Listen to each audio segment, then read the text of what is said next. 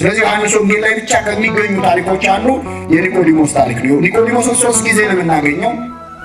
ቤተክርስቲያናችን ደግሞ ከአብይ ጾም ሳምንታት አሁን ከፊታችን እሑድ ጀምሮ የምታስበው ኒቆዲሞስ በሚል ስም ነው። ግን ቤተክርስቲያን ኒቆዲሞስን የምታስታውሰው በአብይ ጾም ወቅት ብቻም አይደለም። ኒቆዲሞስ ከፈሪሳውያን ወገን የነበረ ሰው ነው ይላል ዮሐንስ ወንጌል። ከፈሪሳውያን ወገን የአይሁድ አለቃ የሆነ ኒቆዲሞስ የሚባል አንድ ሰው ነበረ ይላል። እርሱም በሌሊት ወደ ኢየሱስ መጣ ይላል። እንግዲህ የአይሁድ አለቃ ነበረ የሚለውን ቤተክርስቲያናችን ስትተረጉም በ3 መንገድ ነው ትላለች። አንደኛ በአይሁድ ምክር ቤት አባል ነው፣ የፖለቲካ ስልጣን ያለው ሰው ባለስልጣን ነው ይህ ሰው። ስለዚህ በሹመቱ ነው የመጀመሪያው። ሁለተኛ በሀብቱ በጣም ባለጠጋ ሰው ነው። ባለጸጋ እንደሆነ የምታውቁት በኋላ ክርስቶስን የገነዙት በጣም ባለጸጋ ሰው ሊኖረው በሚችለው በፍታ ባለጸጋ ሰው ሊገነዝበት በሚችለው መንገድ ነው የገነዙት። ስለዚህ አንደኛ በሹመቱ ነው፣ ሁለተኛ በሀብቱ ነው፣ ሶስተኛ በእውቀቱ ነው። የዘመኑን እውቀት በጣም የተማረ ሰው ሀብት አለው፣ እውቀት አለው፣ ሹመት አለው። 3 ነገሮች አንድ ላይ ብዙ ጊዜ አንድ ላይ ሆኖ አንዳንድ ሰዎች ሀብት ይኖራቸዋል ግን እውቀት አይኖራቸውም። አንዳንድ ሰዎች ሹመት ይኖራቸዋል፣ ባለስልጣኖች ይሆናሉ፣ ትምህርት የሚባል ነገር ግን በደረሰበት አይደርሱም። በሀብት ሲሾም በሹመት ያንሰዋል፣ ሹመት ሲኖረው እውቀት ያንሰዋል፣ ይጎልበታል።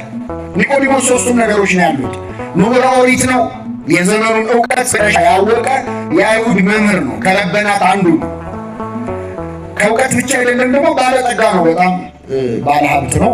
ሶስተኛ ደግሞ የሸንጎ አባል ነው። ይሄ ረቡዕ ዕለት ተሰብስቦ በክርስቶስ ላይ የፈረደ ምክር ቤት አለ አይደል? አዎ፣ ከዛ ምክር ቤት አባል ነው፣ የአይሁድ ሸንጎ አባል ነው። እነዚህን 3 ነገሮች ያሉት ሰው አንድ ቀን በማታ ወደ ክርስቶስ መጣ ይላል። እንግዲህ ይህንን ሰው ትንሽ ማድነቅ ይገባናል በብዙ ምክንያት። የመጀመሪያው 3ቱ ነገሮች ያሉት ክርስቶስን ለመከተል መሞከሩ፣ አንደኛ ሀብቱ፣ ሁለተኛ ሹመቱ፣ ሶስተኛ እውቀቱ። ለአንዳንድ ሰዎች ክርስቶስን መከተል ያልተማሩ ሰዎች ጎዳና የሚመስላቸው ሰዎች አሉ። በአጠቃላይ ክርስትና ሃይማኖት ማለት ያለመማር ምልክት አድርገው የሚመለከቱ የሚያስቡ ሰዎች አሉ። በእርግጥም ይህን የሚያሳይ ነገር ክርስቶስ ካስከተላቸው ሐዋርያት የሚበዙት ያልተማሩ ሰዎች ነበሩ። በጣም የሚገርም አሳ አጥማጆች ነበሩ፣ ምንም እረኞች፣ ምንም የማያውቁ። አምላካችን ጥቂት ነው የተማሩ ሰዎች ያስገባው እንጂ አብዛኛው ያልተማረ ሰው ነበረ።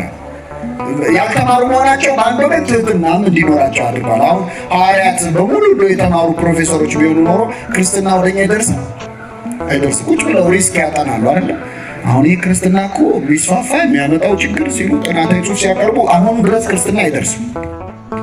አዋቂ ነኝ በሚሉ ሰዎች ማለት እኛ በቤተክርስቲያን አገልግሎት በጣም ብዙ ጊዜ አይተነዋል። አንዳንዴ በቤተክርስቲያን አገልግሎት ጥሩ ሰዎች ተመርጠው ልምድ አላቸው፣ ምሁራን ናቸው ምናምን የተባሉ ድሪም ቲም የሚባል አይነት ሰበካ ጉባኤ ይቋቋማል። ድብልቅልቅ ብሎ ይለያያል ተጣልቶ።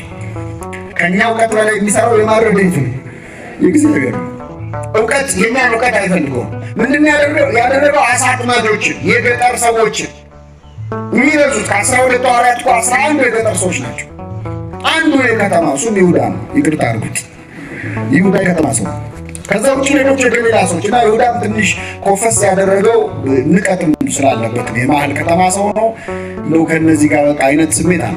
አምላካችን ኢየሱስ ክርስቶስ የገሊላ ሰው የተባለ የገጠር ሰው የተባለው እኮ ክርስቶስ ታውቃለህ። ከነዛ መሀል የገሊላ ሰው ነበር የሚባል ይናቅ ነበር። ከናዝሬት ደግሞ ናዝሬት የተናቀች ነች። ከናዝሬት መልካም ነገር ይገኛልን የሚባልባት ሀገር ነች። እሱ የተጠራው ማን ተብሎ ነው? የናዝሬቱ አይገርማችሁ? የናዝሬቱ ኢየሱስ ያስቃቸዋል። ራሱ የናዝሬቱ ብሎ ኢየሱስ አለ እንዴ መሲህ አለ እንዴ ያሉ ይስቁ ነው። መናቅን አውቆ የተቀበለ አምላክ ስለሆነ። ጥቂት ግን ምሁራን ነበሩ። እነ ማቴዎስ ነበሩ። ማቴዎስ የሂሳብ ሰው ነበረ፣ በዛ ላይ አካውንታንት ነበረ። እነ ናትናኤል ምሁራን ኦሪት ነበሩ።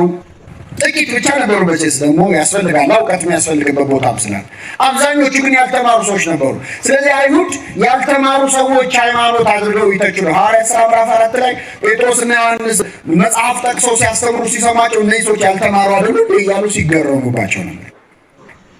ስለዚህ ኒቆዲሞስ የተማረ ሆኖ የክርስቶስ ተማሪ መሆን ፈለገ። ይህ ምንድነው? በዘመናችንም ሰው ሃይማኖተኛ መባልን እንደ ኋላ ቀርነት፣ እግዚአብሔር የለም ማለትን ደግሞ እንደ ስልጣኔ፣ ለክፉም ለደጉም እግዚአብሔር የለም የሚል ወጣት በሌሎች በአቻዎቹ ዘመናዊ እንደሆነ ተደርጎ መታየት ስለሚፈልግ ፍልስፍና ገብቶታል ለመባል ብሎ ፈጣሪ የለም የሚል ሰው አለ።